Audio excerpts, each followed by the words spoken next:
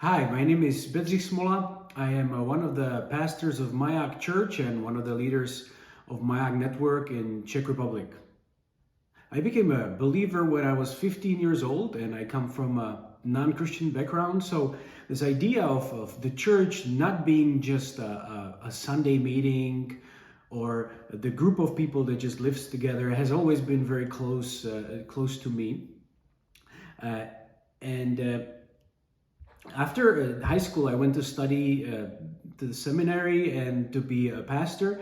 And then I was assigned to my first church, and I was involved in a youth ministry back then. And I vividly remember this experience where we tried to encourage the young people in the church to live missionally, to be involved with their friends, to be sharing Jesus, to be finding ways how they can help them. And we organized this one retreat for some of our youth and their friends, then we invited the friends of our youth to our Sunday church gathering. And I remember I was up front in our meeting room, and I was looking back to where the people would be coming from, and then this group of young people just rushed into the church, and they were standing there looking into our gathering place, and they just stopped in the door, and they almost like wouldn't want to come in. And for me, this moment and this picture was that I knew that I need to go and do something different, where the church as a whole is involved in this missional living, in this idea that we're not here just for ourselves, but for the people who are not here yet. In the simple way, I would define missional living or missional church as a church or group of people, community that just doesn't live for themselves, but lives for God and for others. And I think this would be a simple answer we can go to in very long and complicating debates, but I like keeping things simple, and this is how what I tell our people that we're trying to do. And in order to demonstrate what that looks like, I think there would be many stories in the history of our church, but probably the most recent and the most significant one came in this year as the war in Ukraine started.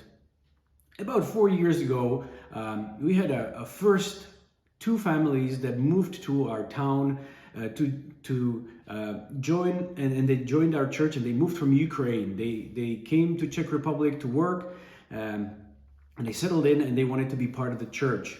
But not just to be part of the church, they had a heart for their country and for the people from their country. So they started to reach out to other Ukrainians, and we helped them organize a missional community, and they started to do all kinds of things to help the Ukrainians who live in Czech Republic.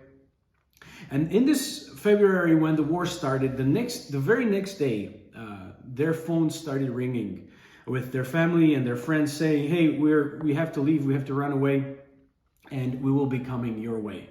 And so that day, we as a church got together and we said, how can we help these refugees? So we start to organize different kinds of things. We help more than 3,000 people to get from the border to Czech Republic, and then most of them would continue going further west.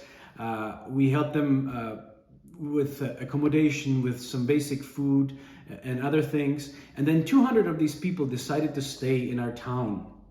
So we had to find accommodation for these 200 people. We had to help them get jobs, help their kids get to school, and all these things that we've never done before. But we said, how can we be here as a church, not just for ourselves, but for people that need help and need Jesus? And what is great is that this effort, that those 200 people that came in, we also helped them to start a church. So they started gathering. We were able to help them get a pastor that is organizing a team of leaders. And they're doing all kinds of things to help each other and help other Ukrainians that are coming into our country. And I think this is a great demonstration of what does it mean for us to live missionally. We have learned so many things over the last 15 years about missional church and missional living, but I think the two most important things for us were, the first one would be that we didn't really know what does it mean to be missional and live missionally. When we first started the church, most people had some sort of idea that we want to go out and we want to reach out to people, and for most of them it would be just old school, share the gospel and that's it type of deal. So even just learning what does it mean to be missional was a pretty big deal.